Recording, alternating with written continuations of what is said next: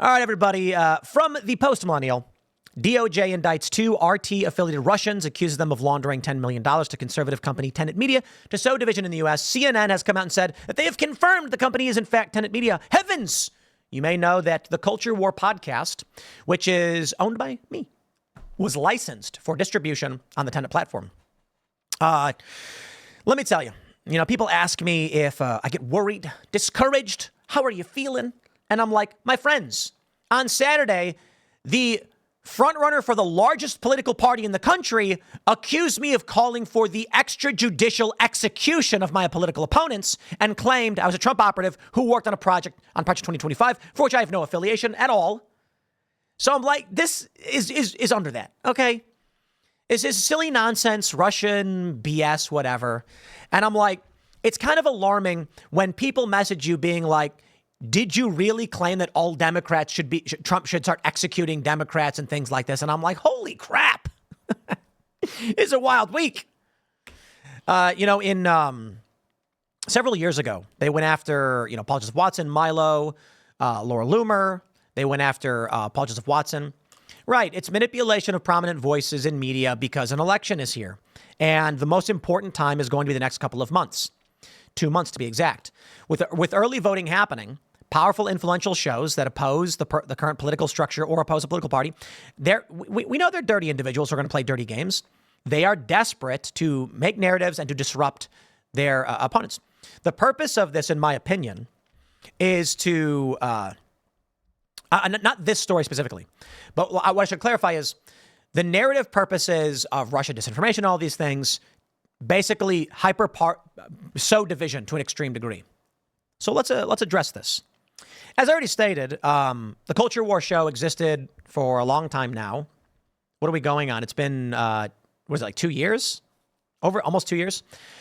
And we licensed the show for distribution, but we produce the show. It's our content. It's our editorial control. It's our schedule. We do whatever we want. And the deal we had with Tenet was it would appear, the show would broadcast on their channel, and then all of the media we own and control and still do. That's it. And they pay a license fee. That's all. Timcast Corporation is entirely separate from the Culture War. It's a totally different company with totally independent funding sources that mostly come from our members and all of that stuff. And so, there you go, I guess.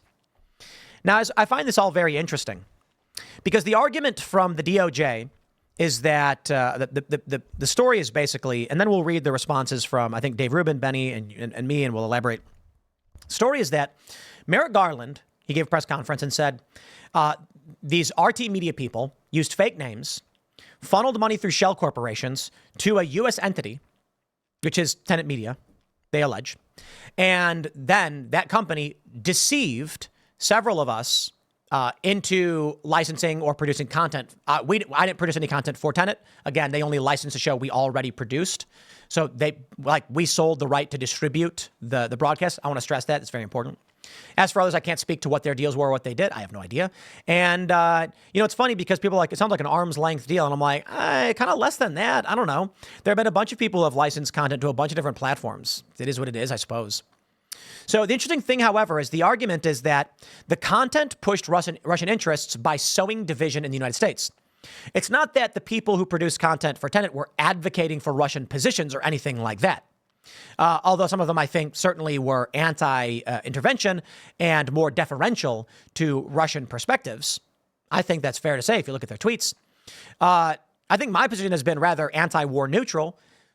Putin shouldn't have invaded Ukraine. He's a scumbag. I've maintained that position. He's an autocratic, bad person. A lot of people want to defend Russia and say, oh, they're the defenders of traditional blah, blah, blah. And I'm like, no, they aren't. It's a guy who's forced his way to maintain power for decades. It's an autocrat who wants power. And then you've got Western powers that are trying to fight with him. I don't see why the United States is going to be involved in any of this. There's a long, long, complicated story that I talked for like an hour, half an hour about already. But I digress. As for these allegations, what the DOJ did massively amplified what they claim was the Russian operation. I want to make sure people understand this. If the real issue was that they were trying to build a media channel, utilizing prominent personalities to lend credibility, which is the allegation, that Benny Johnson, Rubin, and I were deceived using fake personas and shell accounts and all these things in a U.S.-based company. They wanted our credibility, not content. That way they could build up their own platform for which they could put whatever narrative they want, is the argument. If that's the case, then by coming out with these accusations and indictment 2 months before an election, all that did was create a massive, massive division and hyperpolarization in this country. So Merrick Garland works for the Russians? I don't know what to tell you. Because this story has created a hyper-partisan divide, once again, just like what we saw in 2016 with Russiagate. But here we go again. We're 2 months out from an election. For what purpose are they going after a channel that generates a minuscule amount of viewership? I don't know. And putting this big show on and making it a huge deal. It's kind of wild, if you ask me. So we have this, and I have the statements. You can read from Newsweek. 3 prominent podcasters have insisted they had no knowledge of a U.S. network hosting their content, allegedly received nearly $10 million from Russian state media employees seeking to influence the 2024 election. Let me make sure. I think it's important that these people clarify what the indictment says. The indictment says that Russians used fake names to funnel money to a U.S. corporation. The U.S. corporation was paying people for content or licensing. Tim Pool, Benny Johnson, and Dave Rubin all strongly denied any wrongdoing and described themselves as victims of the reportedly Moscow-backed scheme. The indictment says that. According to a DOJ indictment, an unidentified Tennessee-based company received nearly $10 million from 2 employees of RT, a media network owned by the Russian state. CNN said it had independently confirmed the company was Tenet Media, a content platform that hosts shows for Pool, Johnson, and Rubin. The indictment claimed that the scheme was created to recruit unwitting American influencers who would promote Kremlin-sympathetic narratives ahead of November's presidential election. I don't know what those Kremlin-sympathetic narratives would be. Taylor Hansen filming protesters and asking them why they oppose Israel or something, I guess. In a statement posted on X, formerly Twitter, the Culture War podcast host wrote, "Should these allegations prove true, I, as well as other personalities and commentators, were deceived and are victims." That's literally what the indictment says. "I cannot speak for anyone else at the company as to what they do or what they were instructed.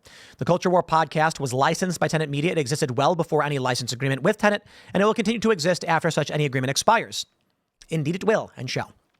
The only change to the agreement was that the location of the live broadcast moved to Tenet's YouTube channel. I and TCW never produced any content for Tenet Media, never at any point did anyone other than I have full editorial control of the show, and the contents of the show are often apolitical. Indeed, last week's episode was about simulation theory and spirituality, where we discussed the nature of artificial intelligence and whether or not we are living in a simulation or Christianity is true and correct. I don't know how that pursues Russian influence or whatever. We actually had a show where we had guests on claiming Trump or Elon Musk may be the Antichrist. Whatever, I guess. He added, that being said, we still do not know what is true. These are only allegations. Putin is a scumbag. Russia sucks donkey balls. I don't know. Anybody who knows my show knows that I love this country. I am routinely disdainful of Russia.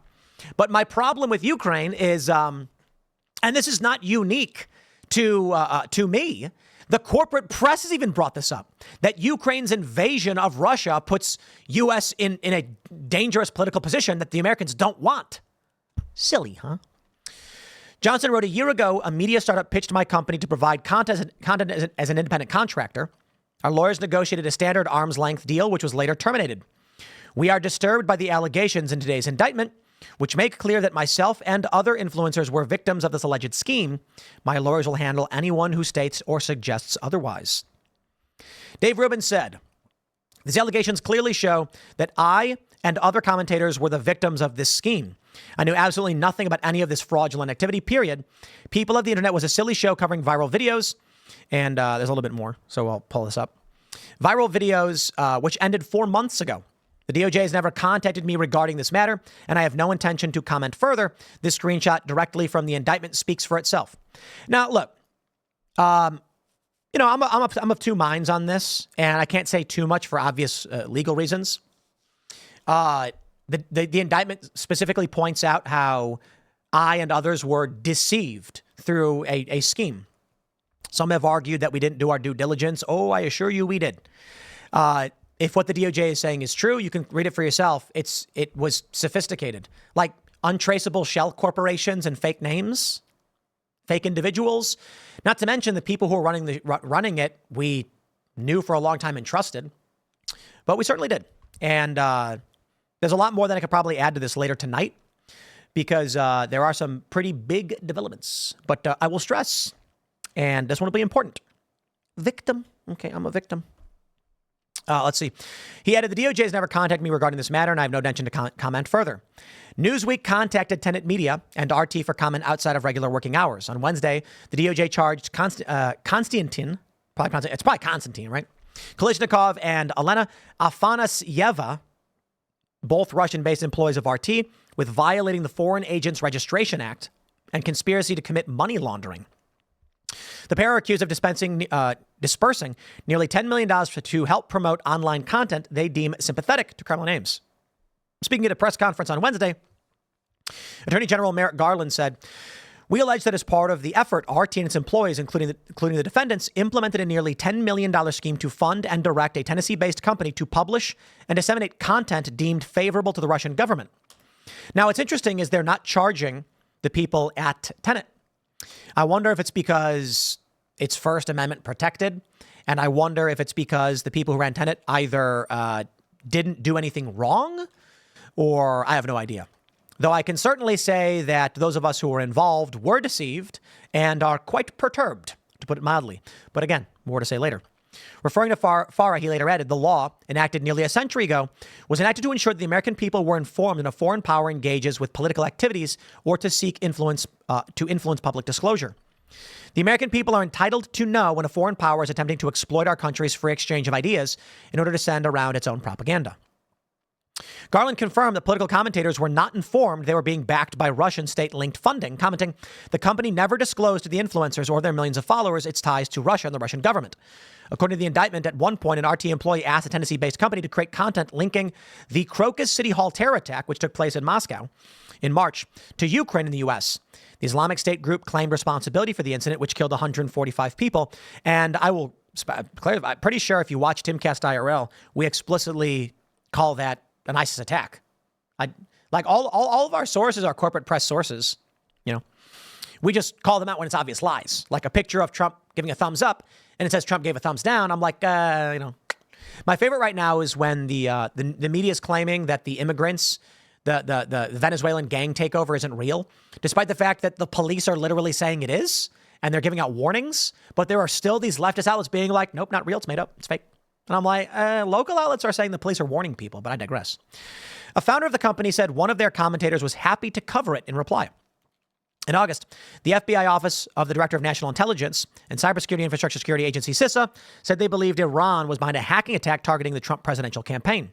They said, as each of us has indicated in prior public statements, Iran seeks to stoke discord and undermine confidence in our democratic institutions. So, welcome to what's only going to get absolutely crazier, right?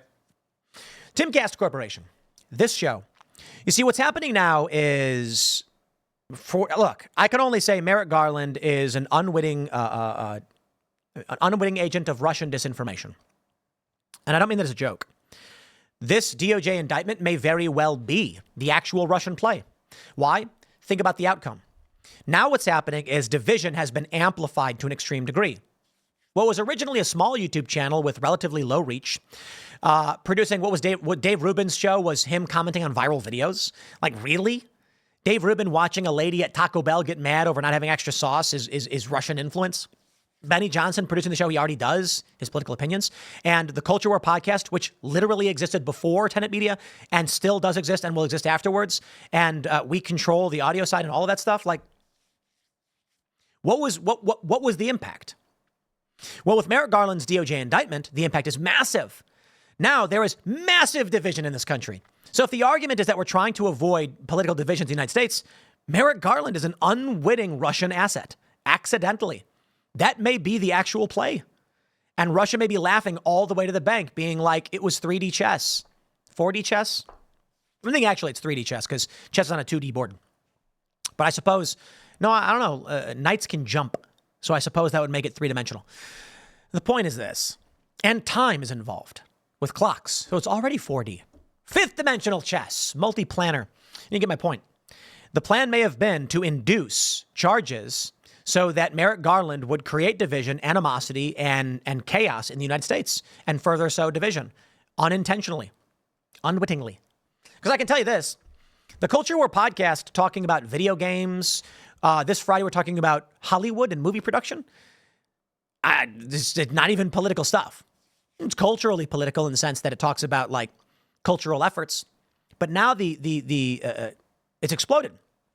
So now what's happening is you have leftist and liberal commentators taking clips from this show, which is funded independently, complete with no investors and no outside sources, and claiming that this is the show that was receiving funding. It's like, oh, hold on. The Culture War is a different company that produces the Culture War podcast. Timcast is a company that produced Timcast, and the funding sources are separated. They're separate. So when they take this show and try to link it, that's the division. Trying to claim that Timcast IRL is being funded or because a show that we had was licensed by another company, despite not being produced by that company.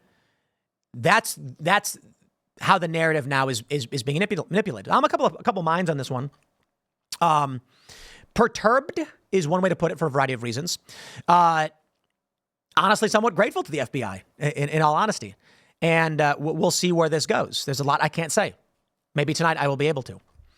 But if the indictment is true, and I, as well as these other individuals, were manipulated and deceived, and it's been damaging to us, I'm beyond livid. It's an understatement.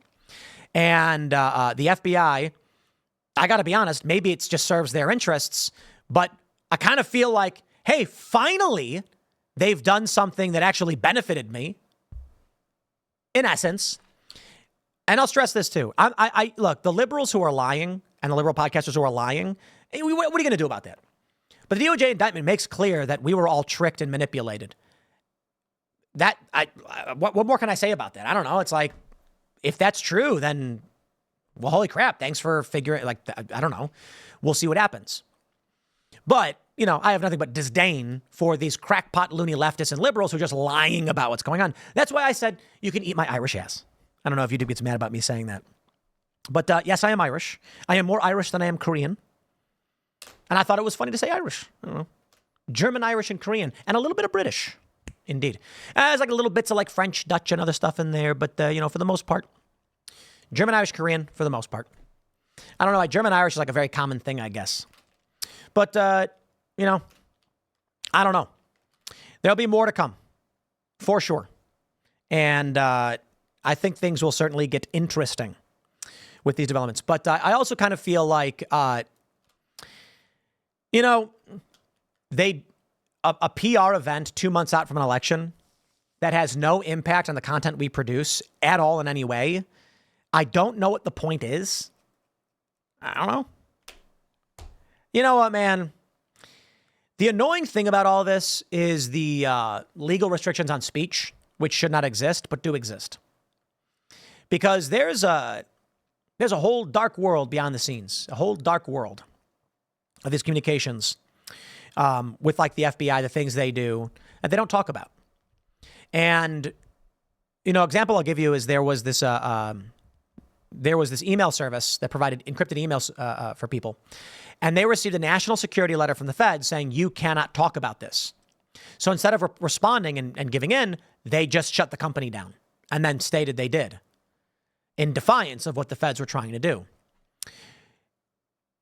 There's a lot that goes on that a lot of companies, they're not going to tell you, So it makes you wonder, indeed. It makes you wonder about what we can expect. But,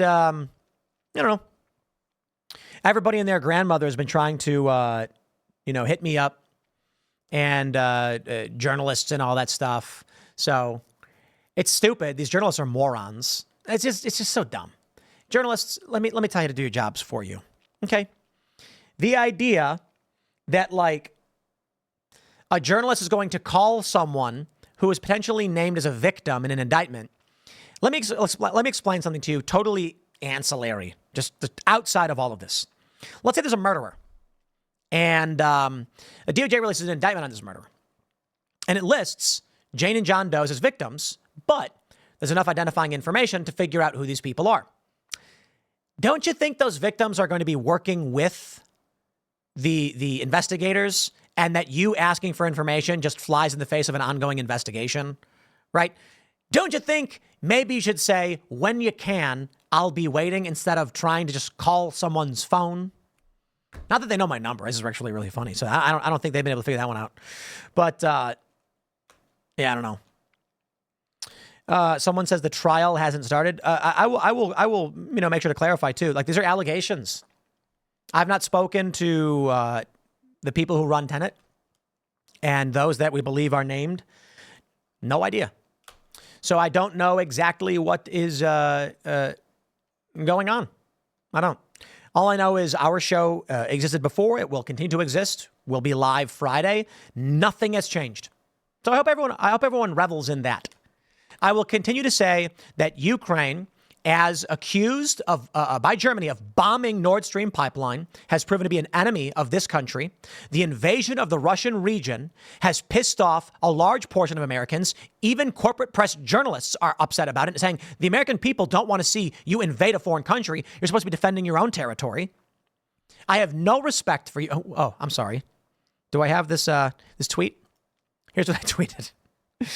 Upon reflection, I now understand that Ukraine is our greatest ally.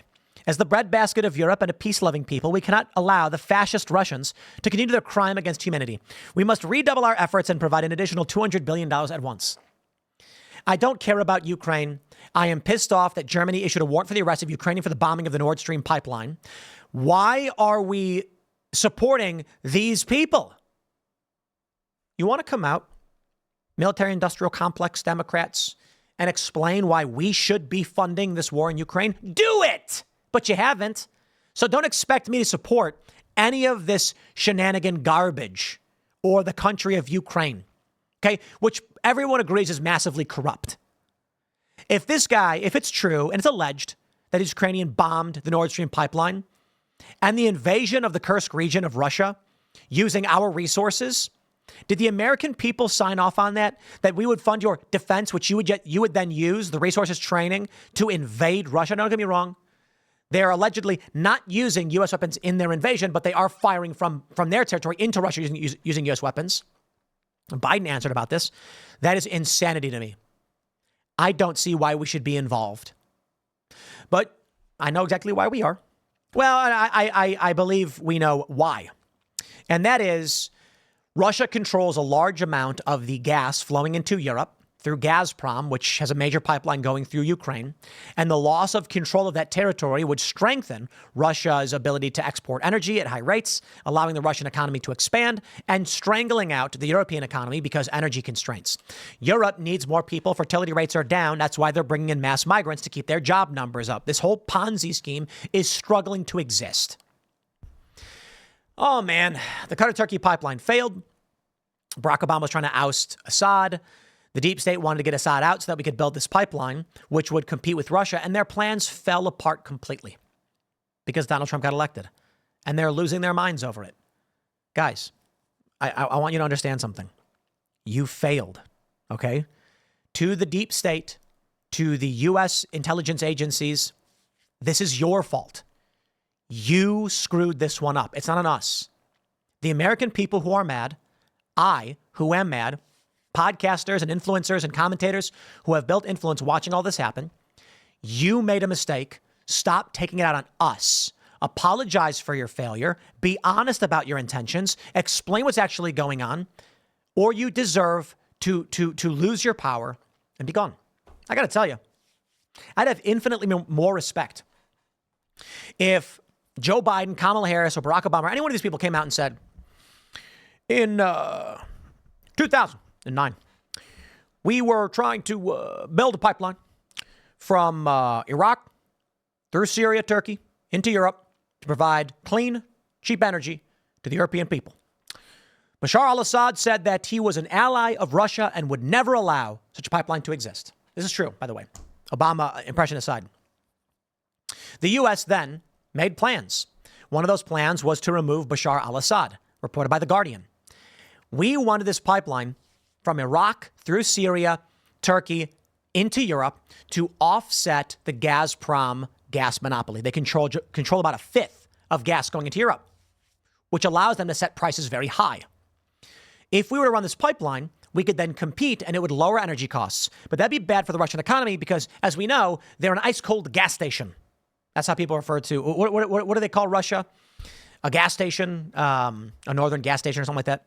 They sell oil. They sell energy. Russia didn't want this to happen. The Assad regime told the West, the United States, we won't allow the pipeline to be built because we are allied with Russia, and that would upset them. Russia has a naval base in Tartus in Syria. Surprise, surprise, the Arab Spring happens. Conflict crisis. Well, let me pause. Before this, the response from Assad and from Russia was to have Iran tap the same gas field, run a pipeline additionally through Syria and Turkey to compete with the West and strengthen Russia's economic stranglehold with Gazprom. The end result, of course, is that Assad was to be overthrown. Civil war erupts. The West begins supplying weapons. The U.S. then has troops in Syria, claims that Assad was gassing his own people, all of these things. Some of it may or may not be true. A lot of it is false. Some of it is true. The country falls into conflict. ISIS explodes. The West wanted ISIS as a destabilizing force because it would help us clean the mess up afterwards, and this would expand our economic plans. Unfortunately, for the deep state, Trump won. They failed. They screwed this up. How? I have no idea. It makes no sense. They could have literally just gone on TV and said, no, Trump won. They could have just come out a week later and been like, Trump won. They could have done literally anything, but they screwed up massively. That's why it almost makes me wonder, like, did they really screw it up, or is this the managed decline of the United States? What would have stopped them from just having a faithless elector? What would have stopped them from just going to any one of these states and being like, just say, wow, you found more ballots and Trump won? Like, the deep state could do any of those things. They could rig or manipulate or play dirty games, but nothing happened. Trump ended up winning. And then Trump said, we don't want to do any of this stuff. So what happens is ISIS gets crushed. Syria still has U.S. troops. Trump tries getting our troops out. This ends the pipeline plan. Joe Biden, who had been working on the Burisma Energy Company, where someone was on the board, this was an effort likely to counter Gazprom. Donald Trump begins investigating this quid pro quo when Joe Biden said, you don't get the $1 billion unless you fire the prosecutor, which is illegal. So these nefarious actions that are taking place are disrupted when Donald Trump gets in. That's why they say Trump was working for Russian interests. Not that he was actually working for Russian interests, but that Trump was like, why are we doing any of these things? I don't care about Ukraine. I don't care about any of this. But guess what? Trump winning, it's their fault. All of it's their fault. If the deep state was really in control and was running the show and was trying to do propaganda and was trying to manipulate people and claim Trump was bad, they failed royally. They failed royally. And so I just look at this. You're losers. You lost. This is your fault. These are your mistakes. You never properly explained to the American people what was going on, and so they voted for Donald Trump. And then you claimed it was actually Russia that did it. That's BS. Sure, maybe, but that just means that our defenses were down and you screwed us. So I just see it this way. I fear Chinese hegemonic power, a totalitarian Chinese Communist Party spreading like the Soviet Union and communism spreading across the world is terrifying. I do not want that to happen. I would prefer, and I mean it, U.S. hegemonic power. At the very least, we get luxury, I guess. Not that I'm a fan of intervention or anything the U.S., like American foreign policy has done miserably. But I can say this. Instead of saying to the American people, our European allies are being strangled out with high costs, and it's weakening the European bloc. This is going to result in the expansion of China, the weakening of the U.S. economy, and it's going to make your groceries cost more. I mean, even if some of this wasn't true, that's a better lie than saying price gouging. They don't do it. I'm just like, dude, let me make the case for you. Maybe it's because too many special interests want to manufacture in China, but the argument is this. China is expanding rapidly. Their military presence in Southeast Asia is growing, and it's destabilizing the region. It's going to result in a massive economic depression where your groceries will cost more, your rent will cost more, your life will get harder. The values held by the Chinese Communist Party are not values that we as Americans would ever want to adhere to or support. They're values of authoritarianism and censorship. They oppose our way of life, and they do not have the same moral worldview. We as Americans must do everything we can to make sure that economically we can grow and defend our way of life and support our ideals. The European continent is being strangled out as Russia has aligned itself with China. We ask only to create market competition in energy, but they won't stand for it. Instead, what do we get? The losers who are currently in the deep state, who don't know how to run this stuff, instead run these cockamamie schemes that failed miserably, and now we're looking at World War III, and they're just screwing the whole thing up. Give me a deep state that functions, and I'll say, okay, sure, I guess. But this crackpot deep state that can't actually run the show properly? Come on, man. It's terrifying because it's like, it's a company being run by it's Job from Arrested Development. Okay. He has no idea how to run the business. You know, they burned down the banana stand. Now the money's gone. Dad's in jail or whatever. They don't know what they're doing and they're just messing it all up. They're being outplayed. Why are we going to pay the price for that? So I'll tell you what, right now, you tell me why it is that Trump is doing so well in the polls. Kamala Harris may win, sure, fine, whatever. But why is Trump doing so well? Why does he have so much support? Why is he winning in the PR space? Why do so many people believe he's the right choice? 76 million people voted for the guy. And I can't imagine the numbers are going to be less than that this time around. I have to imagine it's going to be greater. How does Kamala Harris win? Maybe she does. Maybe she does. But if it really is true that Trump is bad and we should live in this hegemonic system that you failed to control or whatever, then I think you'd make a better case for it, which you haven't. And so I don't know why we should get behind losers who are screwing everything up and fumbling and dropping all of their limes. They can't hold them all. Anyway, I'll wrap it up there. Long segment, I suppose. Now, I don't know if there may be a next segment. If it is, it'll be at 4. Thanks for hanging out. Follow me on X. Smash the like button. Become a member at timcast.com. And we'll see you all tonight. youtube.com/timcastirl.